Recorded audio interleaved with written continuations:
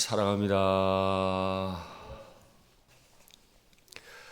베드로는 예수님께 아주 힘있게 말했습니다. 다 주를 버려도 나는 주를 버리지 않겠습니다. 죽는 데라도 주와 함께 가겠습니다. 그는 정말 자신이 그렇게 할 수 있을 줄 알고 힘있게 말했습니다. 그러나 오늘 본문은 그가 얼마나 힘이 없는 사람인지 그대로 드러냅니다. 우리 자신이 우리 자신에 대해 알고 있는 것보다 우리는 생각보다 힘이 없는지도 모릅니다. 내가 내 자신에 대해 생각하는 것보다 우리는 정말 지혜가 없는지도 모릅니다. 주님께서는 때가 되어서 이제 겟세마네라 하는 곳에 도착하셔서 기도하기 원하셨습니다. 잘 아시는 것처럼 겟세마네라고 하는 말의 뜻은 포도나 올리브 기름을 짜는 즙틀이라는 뜻입니다. 기름을 짜내는 즙틀입니다. 그 안에 무엇이 담기든 그건 꽉 쥐어 짜내는 곳이죠. 그리고 오늘 주님은 그곳에서 자신을 담그시고 자신을 쥐어 짜내실 겁니다. 자신의 영혼을 쥐어 짜낼 겁니다. 그래서 나오는 것은 가장 고귀한 어떤 것일 겁니다. 그런데 많은 제자들 가운데 특별히 세 제자가 눈에 들어왔습니다. 베드로와 야고보와 요한을 데리고 가셨다. 늘 말씀드리지만 이들이 대단한 제자여서가 아닙니다. 가장 문제 많은 제자였기 때문입니다. 그날까지도 누가 더 큰가로 다투는 제자들이었기 때문입니다. 자기 자신에 대해 몰라도 너무 몰라서 늘 힘있게 말하는 제자였기 때문입니다. 그래서 주님은 그들을, 그 셋을 기도의 자리를 데리고 함께 쥐어 짜기를 원하셨는지도 모릅니다. 그리고는 말씀하십니다. 내가 죽게 되었으니 깨어 있으라. 내가 죽게 되었으니 깨어 있으라. 왜 주님이 죽게 되었죠? 심히 고민이 많으셔서요. 우리 인생은 언젠가 겟세마네에 오르게 되어 있습니다.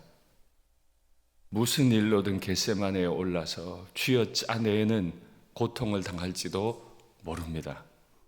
그때가 오면 심히 고민해서 죽을 것 같은 그런 고통을 겪을 때가 오는지도 모릅니다. 그래서 주님은 깨어 있으라 말씀하십니다. 깨어 있으면 모든 게 해결되나요? 겟세마네에 올라가면 모든 게 해결이 되나요? 예, 어렵지 않은 건 아닌데 우리는 그 겟세마네 쥐어 짜는 곳에 올라가서 한 대상을 향해 이렇게 부를 수 있습니다. 아빠, 아버지여. 너무 심각한 고민이 찾아올 때도 우리에게는 우리의 고통 소리를 들어줄 수 있는 바로 그 아빠, 아버지가 계심을 믿습니다. 오늘 새벽에 이 자리에 나오실 때 큰 고통 중에 오신 분도 계심을 알고 있습니다. 간절한 간구의 제목을 가지고 오신 분이 계심을 알고 있습니다. 인생을 살면서 특별한 고통 가지고 오신 분이 계심을 알고 있습니다. 또 그렇지 않더라도 우리의 인생은 제법 겟세마네에 있는 것 같아서 쥐어 짜내는 고통을 당하는지도 모릅니다. 그러나 그 자리에서도 우리는 아빠 아버지를 부를 수 있습니다. 위태한 길로 나갈 때도 여전히 나를 인도해 주시는 분, 오늘 내 기도를 듣기 위해 준비하고 계시는 분, 그 아빠 아버지가 우리에게 계심을 분명히 믿습니다. 오늘 그분 앞에 우리의 마음을 다 쏟아 놓으시고 쥐어 짜내시고 주의 은혜를 충만하게 누리시기를 간절히 바랍니다. 왜냐하면 우리의 아버지는 그렇게 우리를 괴롭히기를 원하는 분이 아니세요.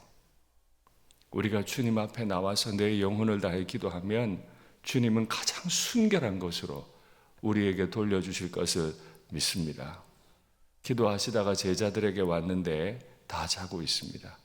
그래서 시몬에게 말씀하십니다. 시몬아, 네가 1시간도 깨어 있을 수 없더냐? 1시간도 깨어 있을 수 없더냐? 스승이 말했습니다. 내가 심히 고민해서 죽게 되었으니 깨어 있으라. 그런데 두 번째 말씀하시죠. 시몬아, 네가 1시간도 깨어 있을 수 없더냐. 힘있게 말했습니다. 죽는데도 갈 수 있다고 말했습니다. 다 주를 버려도 나는 주를 안 버린다고 말했습니다. 그런데 1시간도 깨어 있을 수 없는, 사실은 우리는 힘이 없는 사람인지도 모릅니다. 일은 열심히 합니다. 열정을 냅니다. 그러나 1시간을 깨어 기도할 그 힘은 없습니다. 세상적인 힘은 있을지 몰라도 영적인 힘은 없을지도 모릅니다. 오늘 연약하시면 연약한 대로 주님 앞에 기도하면서 나가면 좋겠습니다. 하나님, 내가 이렇게 힘이 없습니다. 기도할 줄을 모릅니다. 뭐라고 주님 앞에 달라고는 기도하는데 심히 고민하여 죽게 되신 주님의 마음을 제가 모릅니다. 가르쳐 주십시오. 주님께서 나를 도와주십시오. 그러면 좋겠습니다. 그리고 주님은 제자를 떠나 다시 기도하셨고 다시 돌아와 보니 그들은 다시 잠들어 있었습니다. 그리고 제자들은 예수께 무엇라 대답해야 할지 알지 못했다 라고 기도합니다. 말합니다. 무엇라 대답할지도 알지 못했대요. 너희 중 하나가 나를 팔리라는 말에는 힘있게 대답했는데 정작 자신이 기도하지 못한 사실에 대해서는 무엇라 대답할지 알지 못하는 인생. 그러면 우리 주님은 왜 기도하라 하셨나요? 시험에 들지 않게 깨어 기도하라. 우리 자신이 시험에 들기 때문입니다. 그 말을 듣고도 제자들은 기도하지 못했습니다. 아마도 시험이 와도 자신은 이긴다고 생각했을지 모르죠. 혹은 아직 시험이 오지 않았으니 그 시험이 뭔지 몰랐을 수도 있겠습니다. 그러나 다 아시는 주님은 우리에게 미리 말씀하셨어요. 시험은 반드시 온다. 그리고 너희 못 이긴다. 그러니 기도해야 한다. 그러니 오늘 이 새벽에 우리의 기도의 제목은 내가 필요한 거, 내가 정해놓은 거 이거 주세요, 저거 주세요. 너무 귀한 기도의 제목이지만은 그건 두 번째 기도 제목이고요. 첫 번째 기도 제목은 주님, 제가 연약하니 제가 시험에 들지 않게 하십시오. 제 말이, 제 행위가 너무 연약하니 내가 시험에 들지 않도록, 나로 말미암아 시험에 드는 분이 없도록 주님 저를 도와주십시오 라고 하는 게 맞을 겁니다. 아무 대답도 하지 못하고 있는 제자들, 방금 전까지 힘이 있었지만은 쥐어 짜내는 기도를 해야 하는 곳에서는 한없이 약한 그 제자들에게 주님이 말씀하세요. 그래, 됐다. 이제 때가 왔다. 보라, 인자가 죄인의 손에 팔린다. 이상하지 않으세요? 인자가 죄인의 손에 팔려서 넘어갈 때 그때 더 기도해야 되는 거 아닌가요? 스승이 팔려서 갈 때 바로 그때 기도를 부탁해야 되는 거 아닌가요? 그런데 왜 이제 자고 쉬라, 때가 되었다 라고 말씀하십니까?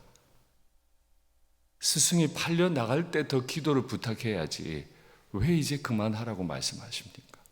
왜 쉬라고 하십니까? 여기서 우리는 주님이 우리에게 왜 기도하라고 했는지 알 수 있습니다. 우리의 기도로 주님을 도울 수는 없습니다. 우리가 기도한다고 주님이 안 팔려가시는 것도 아니고, 우리가 기도한다고 십자가에 손바닥이 못 박힐 때 덜 아픈 것도 아닙니다. 우리의 기도로 우리를 구원할 수 있는 것도 아닙니다. 주님께서 그날 그 밤 그곳에서 우리에게 기도하라 하신 건 정말로 우리가 시험에 들어서 주님을 다 버리고 주님을 모른다고 부인할 것을 아셨기 때문에 우리 자신을 위해 기도하라고 하신 것이지 주님 위해 기도하라고 하신 게 아니에요. 그러니 정작 주님이 팔려 나가실 때 군인들이 와서 주님을 잡으려고 하는 순간에는 기도할 거 없다. 이젠 자라. 어떻게 자요? 그러나 주님 개의치 않으세요. 베드로는 이 사실이 마음이 많이 아팠을까요? 후에 교회의 사도가 되어서 그가 편지를 쓴 데 보면 베드로전서 4장 7절 깨어서 기도해라. 베드로전서 5장 7절 8절 근신하라 깨어라 너희 대적 마귀가 우는 사자같이 삼킬 자를 찾고 있다.